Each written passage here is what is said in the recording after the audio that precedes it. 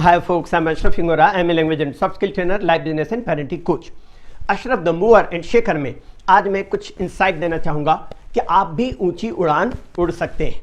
एक बार एक किसान को अपने खेत में चिड़िया का एक अंडा मिला। उसने उस अंडे को उठा करके मुर्गी के अंडों के साथ में रख दिया। मुर्गी ने अपने अंडों के साथ साथ उस अंडे को भी सेना अर्थात इंक्यूबेशन करना शुरू कर दिया। कुछ दिनों में अंडे से बच्चे बाहर निकले। उनमें से उस चिड़िया का बच्चा भी था। वो चिड़िया का बच्चा मुर्गी के बच्चों के साथ साथ खाते पीते खेलते उछलते कूदते बड़ा हुआ। मुर्गी के बच्चों के साथ रहते हुए उसे कभी भी ये एहसास नहीं हुआ कि वह बाज का बच्चा है, मुर्गी का नहीं। वह मुर्गी के बच्चों के साथ खुशी खुशी रहने लगा। जब उड़ने का समय आया तो वह मुर्गी के बच्चों की तरह कम ऊंचाई तक उड़ता और जमीन में वापस आ जाता। वह ऊंचा उड़ना चाहता था, लेकिन मुर्गी के बच्चे कम ऊंचाई पर उड़कर नीचे आ जाते थे और चूंकि वह उन्हीं के साथ पला था, बड़ा था, इसलिए वह उन्हीं की नकल किया करता था और कम ऊंचाई से ही वापस लौट जाया करता था। उसने कभी भी ऊंची उड़ान भरने की कोशिश ही नहीं की। एक दिन एक बाज उस खेत के ऊपर से उड़ के जा रही थी। बाज के बच्चे ने अपनी मुर्गी माँ से पूछा, ये कौन सी चिड़िया है माँ जो आसमान में इतनी ऊंचाई तक उड़ रही है? मुर्गी माँ ने कहा, बेटा ये बाज है, दुनिया की सबसे ताकतवर चिड़िया। जितनी ऊंचाई तक ये चिड़िया उड़ सकती है उतनी ऊंचाई तक दुनिया की कोई और चिड़िया नहीं उड़ सकती। बाज चिड़िया के बच्चे ने अपनी मुर्गी माँ से पूछा, माँ अगर मैं इतना उड़ना चाहूँ तो क्या मैं इतना ऊंचा उड़ सकता हूँ?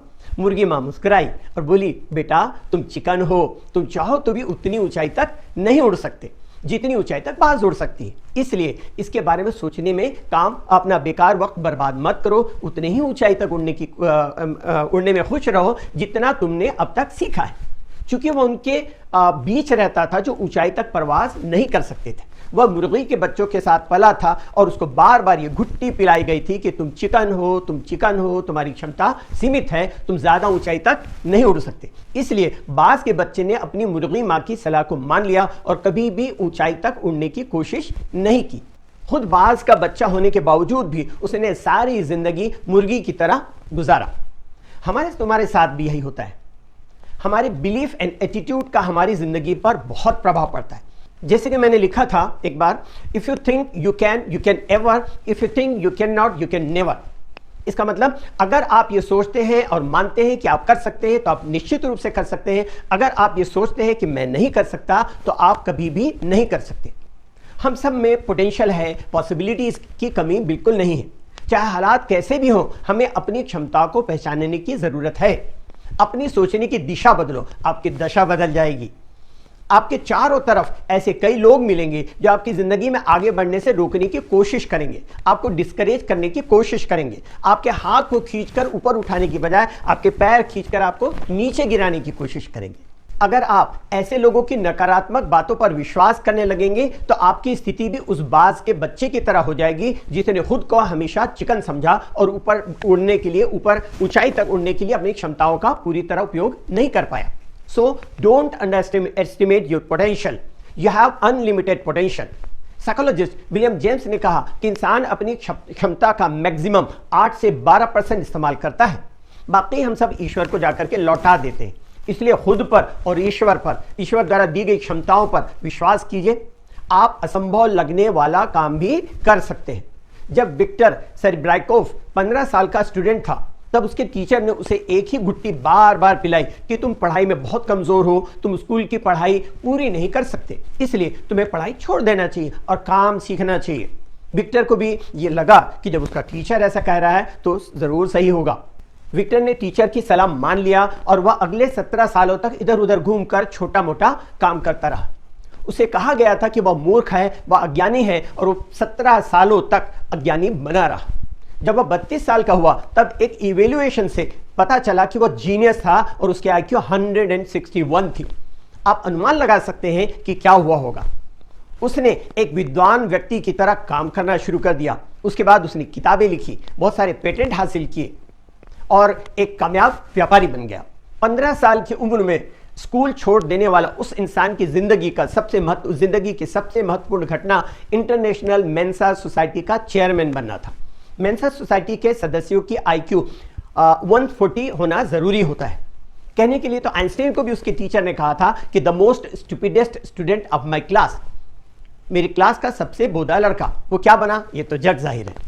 उसी तरह एडिसन के हाथ में भी एक चिट्ठी देख करके उसके टीचर ने उसकी माँ के पास माँ को देने को कहा कि आपका लड़का मंदबुद्धि है, इसे हम अपनी स्कूल में नहीं पढ़ा सकते, इसे आप ही पढ़ाइए। एडिसन की फॉर्मल स्कूलिंग सिर्फ 3 महीना हुई थी और वो दुनिया का सबसे ज्यादा आविष्कार करने वाला वैज्ञानिक बना। नेपोलियन हिल ने कहा, whatever the mind can conceive and believe it can achieve. कहावत है कि आदमी जैसा सोचता है वैसा ही होता है। जब हाथी का बच्चा छोटा होता है तो उसके पैर को चेन से पेड़ के साथ बांध दिया जाता है ताकि वह भागे ना, लेकिन जब वह जवान और शक्तिशाली हो जाता है तब उसे खूंटे से रस्सी से बांध दिया जाता है। तब उसके पास इतनी शक्ति होती है कि वह पैर को हटाकर खूंटे को ही उखाड़ सकता है, फिर भी वहां से नहीं हटता, वहीं खड़ा रहता है। या एक तरह की कंडीशनिंग होती है, चूंकि उसका पैर बंधा हुआ है इसलिए वह वहां से नहीं हट सकता, ये कंडीशनिंग उसके माइंड में हो जाती है। विक्टर की कहानी से यह भी पता चलता है कि न जाने कितने ऐसे ही जीनियस इधर उधर मूर्ख बने घूम रहे हैं क्योंकि किसी ने उन्हें कह दिया था कि जीनियस और ब्रिलियंट नहीं, वे जीनियस या ब्रिलियंट नहीं है। मैं तो कहता हूं कि जिसके शरीर में जीन्स है वो जीनियस। हर इंसान के शरीर में क्रोमोसोम ये गुणसूत्र होता है जिसमें दानेदार रचना होती है जिसे क्रोमोसोम्स दानेदार रचना होती है जिसे जीन्स कहा जाता है। इसलिए हर कोई जीनियस है। ईश्वर किसी के साथ पक्षपात नहीं करता, हर किसी में कुछ ऐसा है जो दुनिया में किसी और के पास नहीं। इसलिए जो कुछ आप मेरी वीडियो या जिस भी सोर्स से सीखते हैं, जब तक कि आप उस शिक्षा का, उस ज्ञान का उपयोग नहीं करते, अपनी लाइफ में इंप्लीमेंट अर्थात लागू नहीं करते, तब तक सीखना और ना सीखना एक जैसा है। जो इंसान पढ़ता नहीं है वो उस इंसान से बेहतर नहीं हो सकता जो पढ़ नहीं सकता। सुबह जल्दी उठने के लिए, कुछ नया सीखने के लिए, वजन कम करने के लिए, वॉकिंग एंड जॉगिंग करने के लिए, एक्सरसाइज करने के लिए, अपनी communication skills, presentation skill, public speaking skill, self confidence, positive attitude, convincing skill, verbal, paraverbal और नॉन वर्बल लैंग्वेज जैसी सारी रिक्विजिट स्किल्स सीखने के लिए किसी अनुकूल परिस्थिति का इंतजार करने वाले, आधा मन बनाने वाले, बस शुरू करता ही हूँ कहने वाले, घर से बाहर निकलने से पहले सारी ट्रैफिक लाइट के हरे होने का इंतजार करने वाले लोग कभी भी वो नहीं बन पाते जिनके लिए ताली बजाई जाती है, बल्कि वो उन लोगों में शामिल होते हैं जो सिर्फ दूसरों के लिए ताली बजाते रहते हैं। इसलिए जब भी आप किसी के लिए ताली बजाएं तो आपके अंदर भी ये जज्बा पैदा होना चाहिए कि मैं भी कुछ ऐसा करूं कि लोग मेरे लिए भी ताली बजाएं। इंग्लिश के लिए आप मेरे channel English breakfast with Ashraf and soft skill के लिए Ashraf the mover and shaker को लाइक, शेयर एंड सब्सक्राइब करें। कमेंट सेक्शन में कमेंट करें, बेल आइकॉन प्रेस करें और मेरी बुक जरूर पढ़ें। Thanks for watching.